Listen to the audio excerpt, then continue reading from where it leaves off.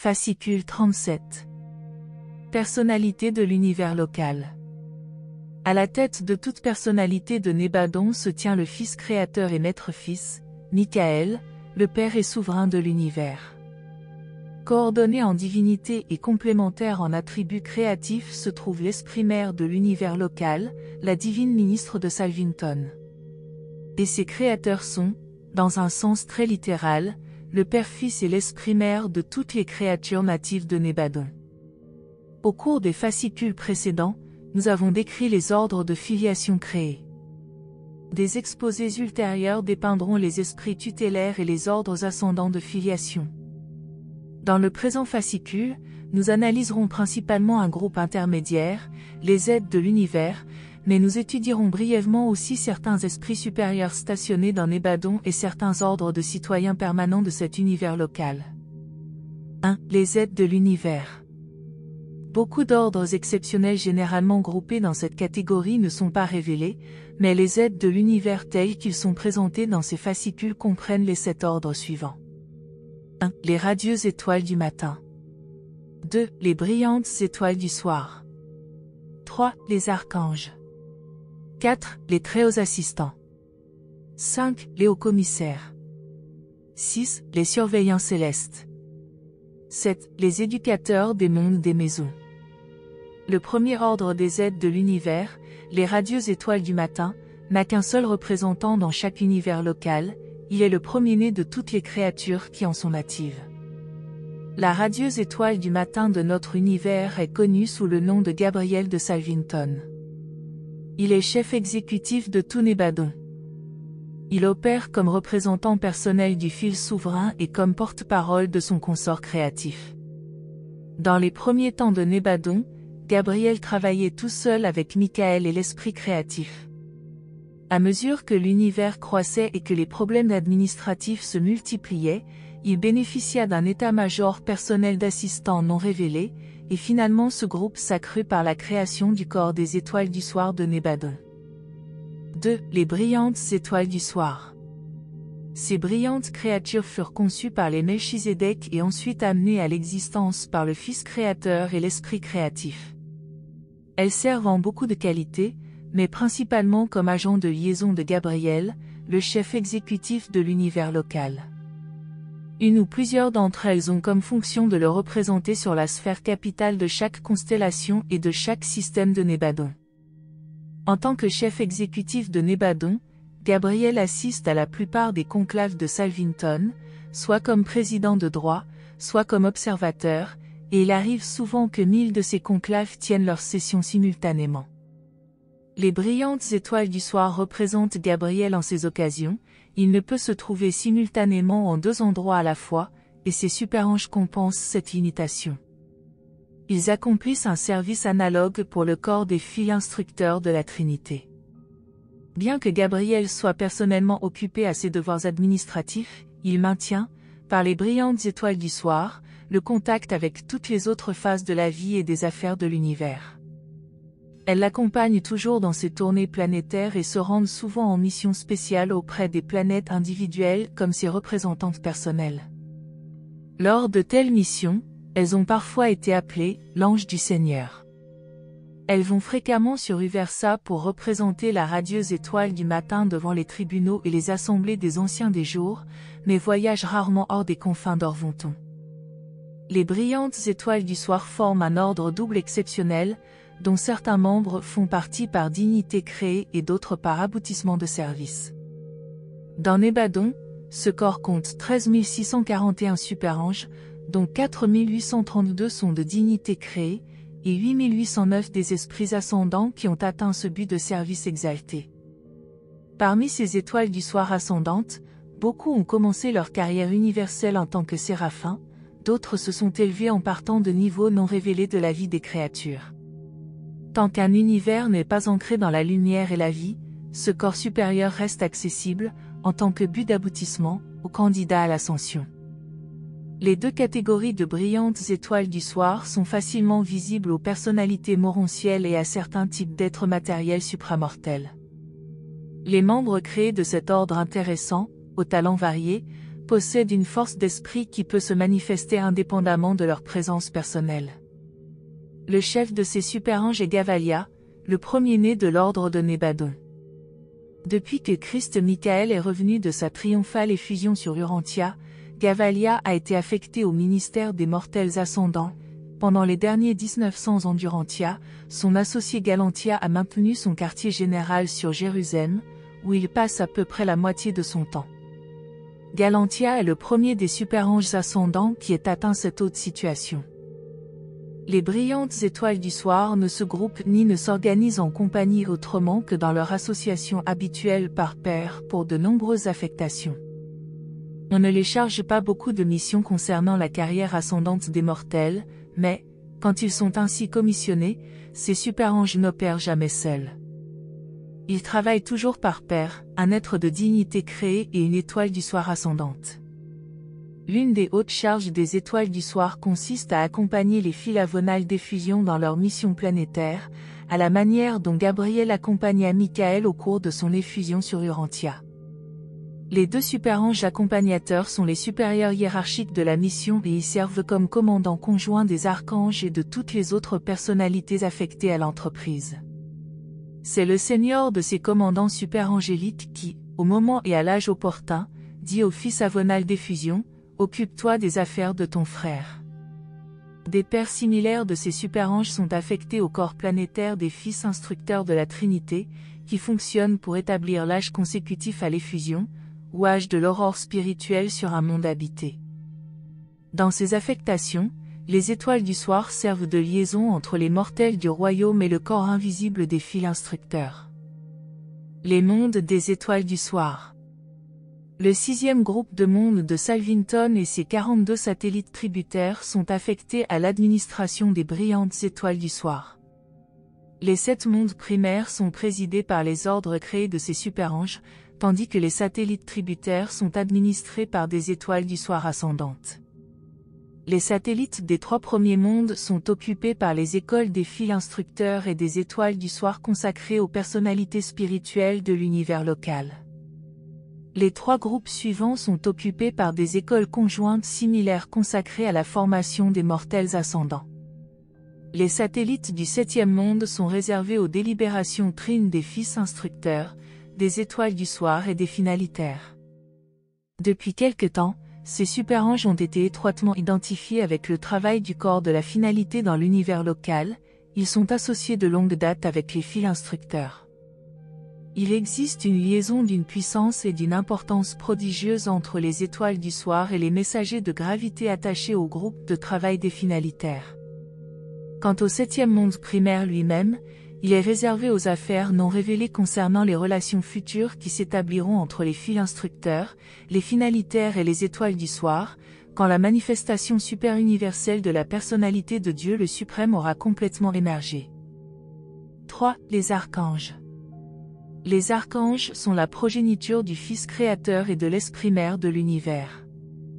Ils sont le type le plus élevé d'êtres spirituels supérieurs produits en grande quantité dans un univers local. Lors du dernier recensement, il y en avait près de 800 000 dans Nébadon. Les archanges sont un des rares groupes de personnalités de l'univers local qui ne relèvent pas normalement de la juridiction de Gabriel. Ils ne s'occupent en aucune manière de l'administration courante de l'univers, ils se consacrent au travail de la survie des créatures et au progrès de la carrière ascendante des mortels du temps et de l'espace. Bien qu'en général les archanges ne soient pas soumis aux ordres de la radieuse l'étoile du matin, il leur arrive d'agir par son autorité. Ils collaborent aussi avec d'autres aides de l'univers telles que les étoiles du soir.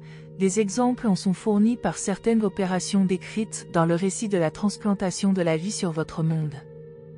Le corps des archanges de Nébadon est dirigé par le premier-né de cet ordre. À une époque plus récente, un quartier général divisionnaire des archanges fut établi sur Urantia. C'est ce fait inhabituel qui attire bientôt l'attention des visiteurs estudiantins venant d'au-delà de Nébadon. Parmi leurs premières observations sur les opérations intérieures de l'univers se place la découverte que beaucoup d'activités ascendantes des brillantes étoiles du soir sont dirigées à partir de la capitale d'un système local, celui de Satania. En poussant leur examen, Ils découvrent que certaines activités archangéliques émanent d'une petite planète habitée, d'apparence insignifiante, nommée Urantia. Il s'ensuit la révélation que Michael s'est effusé sur Urantia, et aussitôt ses visiteurs s'intéressent plus vivement à vous et à votre humble sphère. Saisissez-vous la signification du fait que votre humble planète plongée dans la confusion est devenue un quartier général divisionnaire pour l'administration de l'univers et la direction de certaines activités archangéliques se rapportant au plan d'ascension au paradis. Cela présage indubitablement que d'autres activités ascensionnelles vont se concentrer sur le monde d'effusion de Michael, et cela donne une importance prodigieuse et solennelle à la promesse personnelle du Maître. Je reviendrai.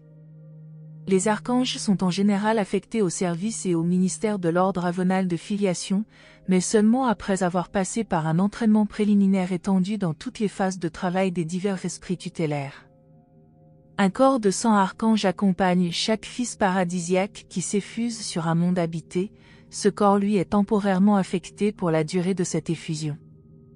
Si le Fils magistral était amené à gouverner provisoirement la planète, les archanges agiraient comme chefs directeurs de toute la vie céleste sur cette sphère. 2 archanges seniors sont toujours affectés comme aide personnelle d'un avonal du paradis pour toutes les missions planétaires, qu'elles impliquent des actions judiciaires, des missions magistrales ou des incarnations d'effusion. Quand ce Fils du paradis a fini de juger un royaume et que les morts sont appelés à l'enregistrement, ce que l'on appelle la résurrection, il est littéralement vrai que les gardiens séraphiques des personnalités endormies répondent « la voix de l'archange ».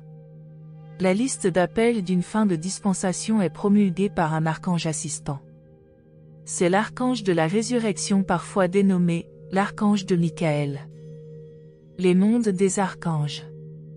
Le 7e groupe des mondes entourant Salvington, ainsi que leurs satellites associés, est affecté aux archanges. La sphère numéro 1 et la totalité de ses 6 satellites tributaires sont occupés par les gardiens d'enregistrement de la personnalité.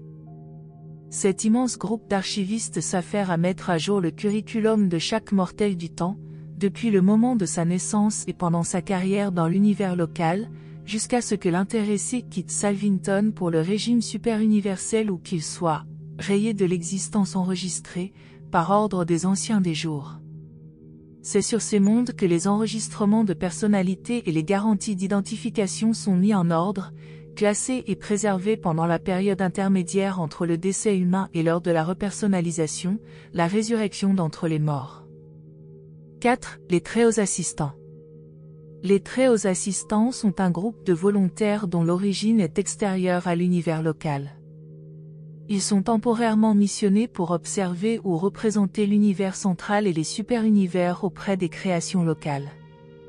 Leur nombre varie constamment, mais s'élève toujours à un chiffre considérable de millions.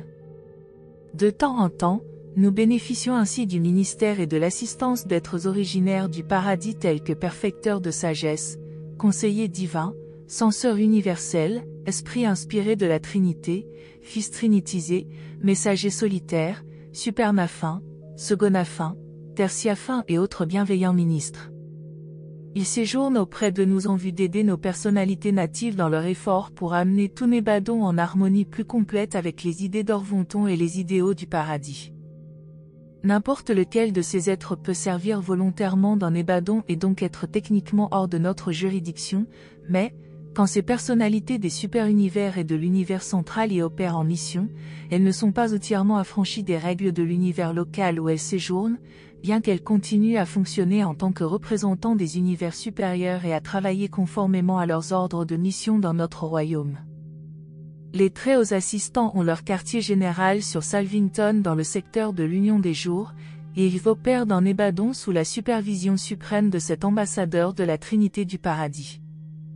Lorsqu'ils servent en groupe hors affectation, ces personnalités des royaumes supérieurs agissent habituellement d'une manière autonome, mais, lorsque leur service est effectué sur requête, ils se placent souvent volontairement sous la juridiction totale des directeurs qui supervisent les royaumes où ils sont amenés à opérer.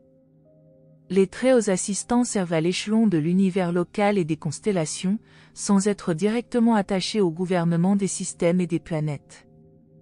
Ils peuvent toutefois opérer n'importe où dans l'univers local et être affectés à une phase quelconque de l'activité de Nébadon, administrative, exécutive, éducative ou autre. La majeure partie de ce corps est enrôlée au service des personnalités paradisiaques de Nébadon, l'Union des jours, le Fils créateur, les fidèles des jours, les fils magistraux et les fils instructeurs de la Trinité. Dans la conduite des affaires d'une création locale, il est parfois sage de laisser ignorer provisoirement certains détails à toutes ou à peu près toutes les personnalités natives de cet univers local. Certains plans avancés et certaines ordonnances complexes sont également mieux saisis et plus pleinement compris par le corps plus mûr et plus perspicace des très hauts assistants, et c'est dans de telles situations et dans beaucoup d'autres qu'ils rendent de si grands services aux chefs et administrateurs de l'univers local. 5. Les hauts commissaires. Les hauts commissaires sont des mortels ascendants ayant fusionné avec l'esprit, ils n'ont pas fusionné avec un ajusteur. Vous comprenez fort bien la carrière d'ascension de l'univers d'un candidat mortel à la fusion avec l'ajusteur, puisque c'est la haute destinée en perspective pour tous les mortels d'Urantia depuis l'effusion du Christ Michael. Mais telle n'est pas la destinée exclusive de tous les mortels au cours des âges précédant une effusion sur des mondes semblables aux vôtres. Et il existe un autre type de monde dont les habitants ne bénéficient jamais de la présence permanente d'un ajusteur de pensée. Ces mortels n'y sont jamais unis définitivement avec un moniteur de mystère effusé du paradis. Néanmoins, les ajusteurs habitent temporairement en eux, leur servant de guide et de modèle pendant la durée de leur vie charnelle. Durant ce séjour provisoire, les ajusteurs stimulent l'évolution d'une âme immortelle exactement comme ils le font chez les êtres avec lesquels ils espèrent fusionner, mais, lorsque la course mortelle est courue, ils prennent à jamais congé des créatures avec lesquelles ils ont été associés pour un temps. Les âmes survivantes de cet ordre atteignent l'immortalité par fusion éternelle avec un fragment individualisé de l'esprit mère de l'univers local. Elles ne forment pas un groupe nombreux, du moins dans Nébadon. Sur les mondes des maisons, vous rencontrerez ces mortels ayant fusionné avec l'esprit, et vous fraterniserez avec eux sur le sentier d'ascension du paradis pendant qu'ils vous y accompagneront jusqu'à Salvington, où ils s'arrêtent. Quelques-uns d'entre eux peuvent s'élever ultérieurement à des niveaux universels supérieurs, mais la majorité restera perpétuellement au service de l'univers local.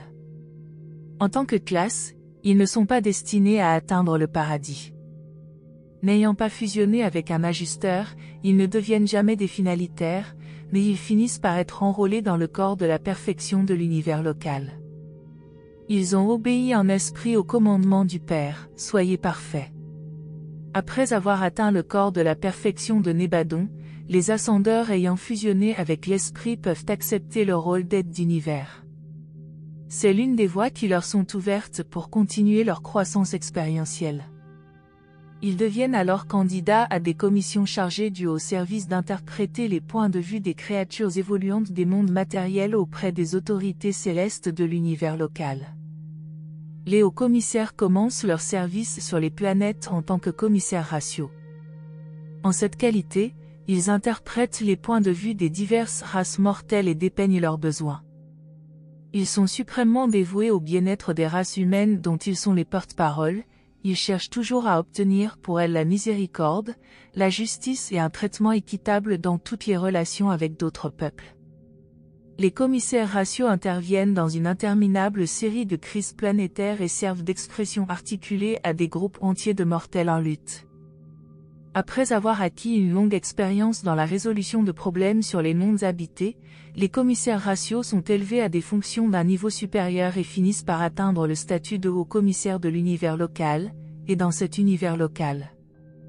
Le dernier recensement indiquait dans Nébadon la présence de plus d'1,5 milliard de hauts commissaires. Ces êtres ne sont pas des finalitaires, mais des ascendeurs ayant une longue expérience et rendant de grands services à leur univers natal. Nous retrouvons invariablement ces commissaires dans tous les tribunaux de justice, depuis les plus humbles jusqu'aux plus élevés. Ils ne participent pas aux procédures de justice, mais agissent comme amis de la cour et donnent des conseils aux magistrats présidents au sujet des antécédents, du milieu et de la nature innée des personnes impliquées dans le jugement. Des hauts commissaires sont attachés aux diverses armées de messagers de l'espace, et toujours aux esprits tutélaires du temps. On les rencontre aux réunions de diverses assemblées universelles, et ces mêmes commissaires doués de la sagesse de l'homme mortel sont toujours attachés aux missions des fils de Dieu auprès des mondes de l'espace. Chaque fois que l'équité et la justice exigent que l'on comprenne comment un projet de politique ou de procédure affecterait les races évolutionnaires du temps, ces commissaires sont à disposition pour présenter leurs recommandations. Ils sont toujours présents pour parler à la place de ceux qui ne peuvent être là pour s'exprimer eux-mêmes. Les mondes des mortels fusionnés avec l'esprit. Le 8e groupe de cet monde primaire et de leurs satellites tributaires dans le circuit de Salvington est la propriété exclusive des mortels de Nébadon ayant fusionné avec l'esprit. Les ascendeurs ayant fusionné avec leur ajusteur ne sont pas intéressés par ces mondes, sauf pour y faire de nombreux séjours agréables et profitables comme hôtes invités par les résidents fusionnés avec l'esprit. Ces mondes constituent la résidence permanente des survivants fusionnés avec l'esprit, sauf pour les rares d'entre eux qui atteignent Versailles le paradis. Cette limite prévue pour l'ascension des mortels réagit pour le bien des univers locaux en y retenant une population permanente évoluée, dont l'expérience croissante continuera de renforcer la stabilité et la diversification future de l'administration de l'univers local. Ces êtres peuvent ne pas atteindre le paradis, mais ils atteignent, dans la maîtrise des problèmes de Nébadon, une sagesse expérientielle qui transcende complètement celle que peuvent acquérir les ascendeurs de passage. Et ces âmes survivantes, combinaison unique de l'humain et du divin, poursuivent leur carrière avec une aptitude croissante à unir les points de vue de ces niveaux si éloignés l'un de l'autre et à présenter ce double point de vue avec une sagesse toujours plus haute. 6. Les surveillants célestes. Le système éducatif de Nébadon est administré conjointement par les fils instructeurs de la Trinité et le corps enseignant des Melchizedek, mais une grande partie du travail destiné à l'entretenir et à le bâtir est exécuté par les surveillants célestes. Ces êtres font partie d'un corps recruté englobant tous les types d'individus en contact avec le plan d'éducation et d'instruction des mortels ascendants. Dans Nébadon, ils sont plus de 3 millions, et tous sont des volontaires qualifiés par leur expérience pour servir de consultants éducatifs du royaume tout entier. De leur quartier général sur les mondes Melchizedek de Salvington, les surveillants parcourent l'univers local en tant qu'inspecteurs de la technique scolaire de Nébadon prévue pour l'entraînement mental et l'éducation spirituelle des créatures ascendantes. Cet entraînement du mental et cette éducation de l'esprit se poursuivent depuis les mondes d'origine humaine, en passant par les mondes des maisons du système et les autres sphères de progrès associées à Jérusalem, jusqu'aux 70 royaumes de socialisation rattachés à Edantia et aux 490 sphères de progrès spirituel entourant Salvington. Au siège même de l'univers, il y a de nombreuses écoles Melchizedek, les collèges des fils de l'univers, les universités séraphiques, et les écoles des fils instructeurs et de l'union des jours. Toutes les dispositions possibles sont prises pour mettre les diverses personnalités de l'univers en état de rendre de meilleurs services et d'améliorer leurs fonctions. L'univers tout entier est une vaste école. Les méthodes employées dans beaucoup d'écoles supérieures transcendent les conceptions humaines sur l'art d'enseigner la vérité, mais la tonique de tout le système éducatif est d'acquérir du caractère par une expérience éclairée. Les maîtres fournissent les lumières, le poste occupé dans l'univers et le statut d'ascendeur procurent les occasions d'expérience, la sage utilisation des deux facteurs fait progresser le caractère. Fondamentalement, le système éducatif de Nébadon s'occupe de vous affecter à une tâche, et ensuite il vous procure les occasions de vous instruire sur la méthode idéale et divine d'accomplir au mieux cette tâche. Vous recevez une mission bien définie, et en même temps on vous fournit les maîtres qualifiés pour vous enseigner la meilleure méthode de l'accomplir. Le plan divin d'éducation associe intimement le travail et l'instruction. Nous vous enseignons la meilleure façon d'exécuter les choses que nous vous commandons de faire. Tout cet entraînement et cette expérience ont pour dessein de vous préparer à être admis aux sphères d'entraînement supérieures et plus spirituelles du super-univers. Le progrès dans un royaume donné est individuel, mais la transition d'une phase à une autre s'effectue généralement par classe. La progression de l'éternité ne consiste pas seulement en un développement spirituel. Les acquisitions intellectuelles font également partie de l'éducation universelle. L'expérience mentale s'élargit parallèlement à l'expansion de l'horizon spirituel. Le mental et l'esprit reçoivent les mêmes occasions de s'entraîner et de progresser. Mais, durant tout ce magnifique entraînement mental et spirituel, vous êtes libérés pour toujours des handicaps de la chair mortelle. Vous n'avez plus besoin d'arbitrer constamment entre les prétentions de vos natures spirituelles et matérielles divergentes. Enfin, vous êtes qualifiés pour bénéficier de l'impulsion unifiée d'un mental glorifié, dépouillé depuis longtemps de ses attirances animales primitives pour les choses matérielles. Avant de quitter l'univers de Nébadon, la plupart des mortels d'Urantia auront l'occasion de servir plus ou moins longtemps comme membres du corps nébadonien des surveillants célestes. 7. Les éducateurs des mondes des maisons. Les éducateurs des mondes des maisons sont des chérubins recrutés et glorifiés. Comme la plupart des autres instructeurs de Nébadon, ils sont commissionnés par les Melchizedek. Ils fonctionnent dans presque toutes les entreprises éducatives de la vie moroncielle, et leur nombre dépasse complètement la compréhension du mental des mortels. En tant que niveau d'aboutissement des chérubins et des sanobins, les éducateurs des mondes des maisons feront l'objet d'une étude plus poussée dans le fascicule suivant.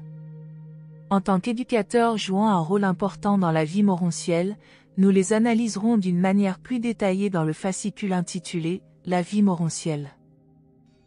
Ordre d'esprits supérieurs affectés. En dehors des centres de pouvoir et des contrôleurs physiques, certains êtres spirituels d'origine supérieure de la famille de l'Esprit Infini sont affectés d'une manière permanente à l'univers local. Parmi les ordres d'esprits supérieurs de la famille de l'Esprit Infini, les suivants sont ainsi affectés. Les messagers solitaires, quand ils sont fonctionnellement attachés à l'administration de l'univers local, nous rendent des services inestimables dans nos efforts pour triompher des handicaps du temps et de l'espace. Nous qui appartenons à l'univers local, nous n'avons absolument aucune autorité sur eux quand ils n'y sont pas affectés, mais, même dans ce cas, ces êtres uniques sont toujours prêts à nous aider à résoudre nos problèmes et à nous aider à exécuter nos mandats. Andovoncia est le nom du superviseur des circuits universels tertiaires stationnés dans notre univers local. Il ne s'occupe que des circuits spirituels et moronciels, et non de ceux qui sont placés sous la juridiction des directeurs de pouvoir. C'est lui qui isola Urantia au moment où Caligastia trahit la planète pendant les périodes éprouvantes de la rébellion de Lucifer. En envoyant ses vœux aux mortels d'Urantia, il exprime à l'avance son plaisir à l'idée que vous serez un jour réintroduit dans les circuits universels qu'il supervise. Le directeur du recensement de Nébadon, Salsacia, maintient son quartier général sur Salvington dans le secteur de Gabriel. Il est automatiquement informé de la naissance et de la mort de la volonté. Il enregistre au jour le jour le nombre exact de créatures volitives vivant dans l'univers local. Il travaille en association étroite avec les enregistreurs de la personnalité domiciliée sur les mondes d'archives des archanges. Un inspecteur associé réside sur Salvington. Il est le représentant personnel de l'agent exécutif suprême d'Orvonton. Ses associés, les sentinelles affectés dans les systèmes locaux, représentent aussi l'agent exécutif suprême d'Orvonton. Les conciliateurs universels sont les tribunaux itinérants des univers du temps et de l'espace, ils opèrent sur les mondes évolutionnaires et dans les diverses sections de l'univers local, et même au-delà. Ces arbitres sont inscrits sur Uversa.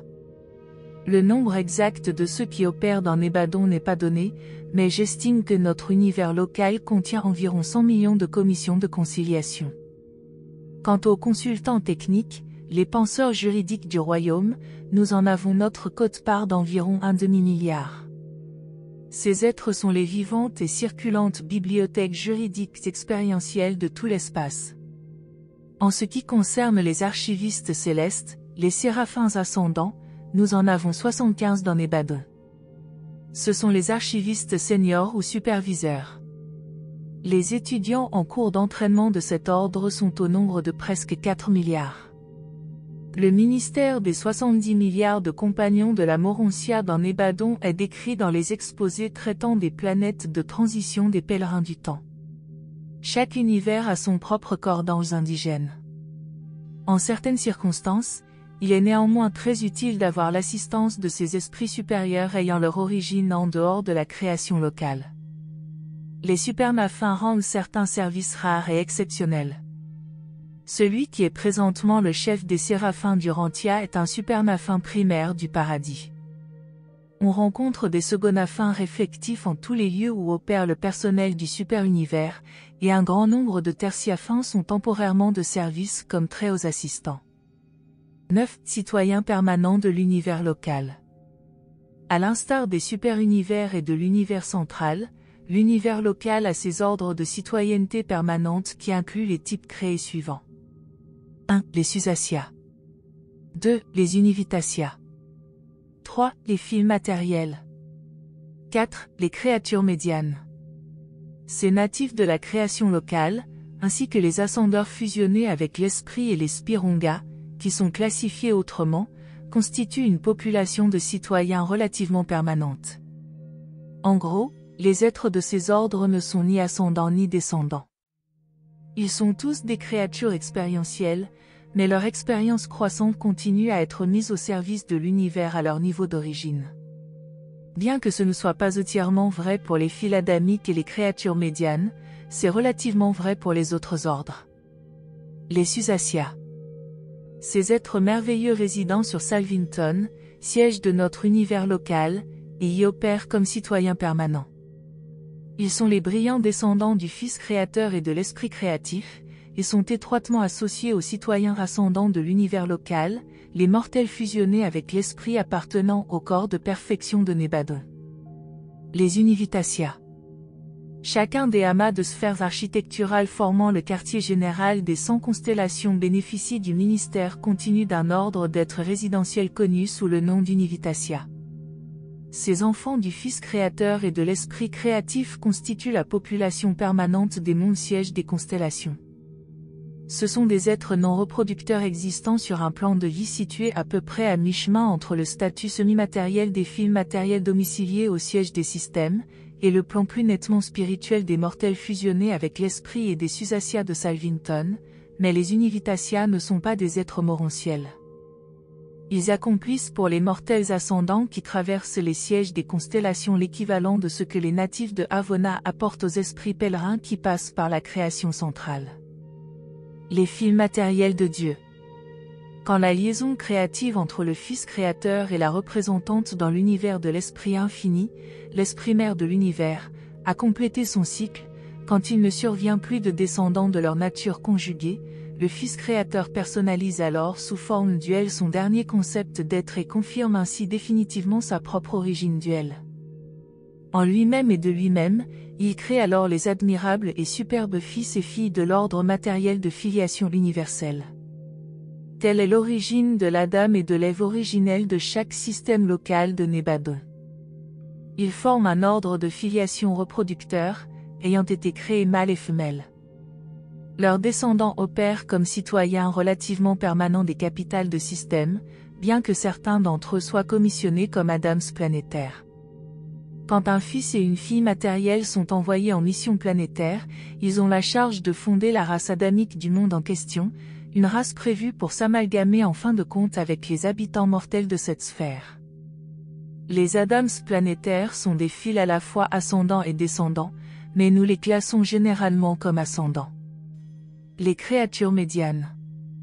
Aux époques primitives, certains êtres suprahumains mais matérialisés sont affectés à la plupart des mondes habités, ils se retirent généralement lors de l'arrivée des Adams planétaires.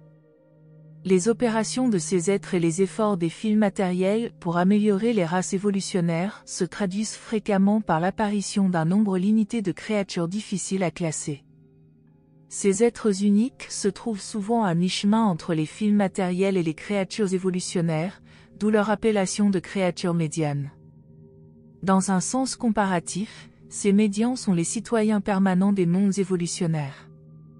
Depuis les premiers temps de l'arrivée d'un prince planétaire jusqu'à l'époque du lointain futur où la planète sera ancrée dans la lumière et la vie, ils sont le seul groupe d'êtres intelligents qui restent en permanence sur la sphère.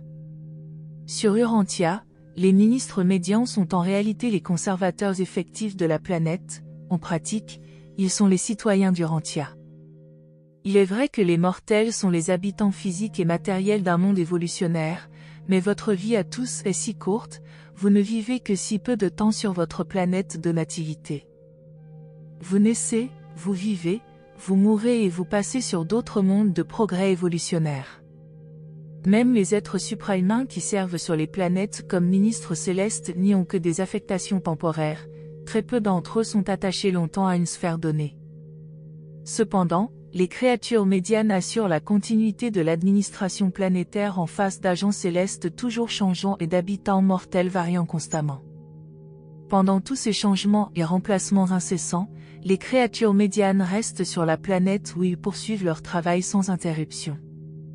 Pareillement, toutes les divisions de l'organisation administrative des univers locaux et des super-univers ont leur population plus ou moins permanente, leurs habitants ayant statut de citoyenneté. De même qu'Urantia a ses médians, Jérusalem, capitale de votre système, a ses fils et filles matériels, et Dantia, siège de votre constellation, a les Univitatia, tandis que les citoyens de Salvington sont de deux ordres, les Susacia créés et les mortels évolués ayant fusionné avec l'esprit. Les mondes administratifs des secteurs mineurs et majeurs du super-univers n'ont pas de citoyens permanents. Mais les mondes sièges du Versa sont continuellement entretenus par un étonnant groupe d'êtres connus sous le nom d'Abandon-Terre, créés par les agents non révélés des Anciens des Jours et les 7 esprits réflectifs résidant sur la capitale d'Orvonton. Ces citoyens résidentiels du Versa administrent actuellement les affaires courantes de leur monde sous la supervision immédiate du corps des mortels du Versa ayant fusionné avec le Fils. Avona lui-même a ses natifs, et l'île centrale de lumière et de vie est la demeure des divers groupes de citoyens du paradis. Dit autres groupes de l'univers local.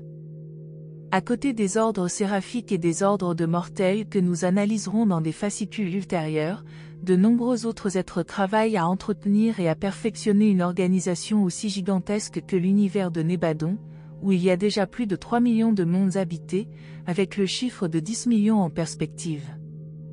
Les divers types de vie de Nébadon sont beaucoup trop nombreux pour être catalogués dans ce fascicule, mais nous pouvons en mentionner 2 ordres exceptionnels qui fonctionnent d'une manière étendue sur les 647 591 sphères architecturales de l'univers local.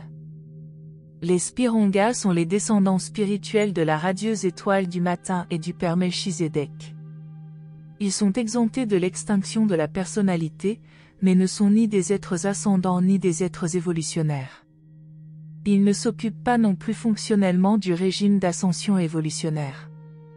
Ils sont les aides spirituelles de l'univers local exécutant les tâches spirituelles courantes de Nébadon. Les Spornagia.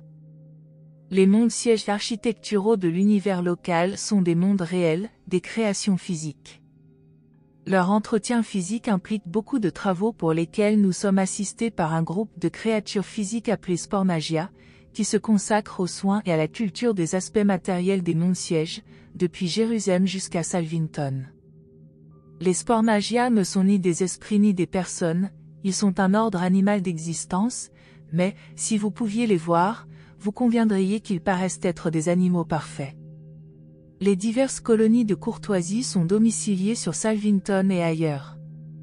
Dans les constellations, nous bénéficions spécialement du ministère des artisans célestes et nous bénéficions de l'activité des directeurs de rétrospection, qui opèrent principalement sur les capitales des systèmes locaux. Un corps de mortels ascendants comprenant les créatures médianes glorifiées est toujours attaché au service de l'univers.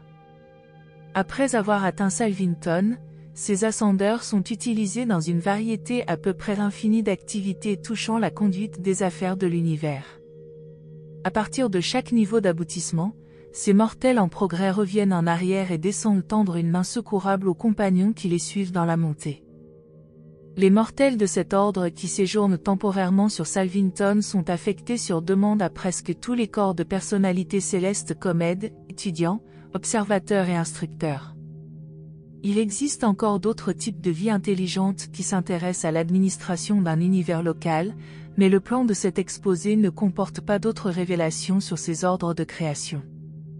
Nous avons déjà suffisamment dépeint la vie et l'administration de cet univers pour permettre au mental mortel de saisir la réalité et la grandeur de la survie. Au cours des progrès de votre carrière, d'autres expériences vous révéleront de plus en plus ces êtres intéressants et charmants. Le présent exposé ne saurait être plus qu'une brève esquisse de la nature et du travail des nombreuses personnalités qui peuplent en masse les univers de l'espace. Elles administrent ces créations comme d'immenses écoles d'entraînement où les pèlerins du temps avancent de vie en vie et de monde en monde, jusqu'à ce qu'ils soient envoyés avec amour hors des frontières de leur univers natal vers le régime éducatif supérieur du super-univers, et de là au monde d'entraînement spirituel de Havona. Ils atteindront finalement le paradis et la haute destinée des finalitaires, l'affectation éternelle à des missions non encore révélées aux univers du temps et de l'espace. Dicté par une brillante étoile du soir de Nébadon, numéro 1146 du corps créé. N'oubliez pas de laisser vos commentaires ci-dessous pour partager vos propres réflexions sur le livre d'Urantia, et si vous avez aimé cette vidéo, n'hésitez pas à la liker et à la partager avec d'autres personnes intéressées par la spiritualité et philosophie. Merci de nous avoir rejoints aujourd'hui, et je vous retrouve bientôt pour une nouvelle exploration passionnante. Restez curieux.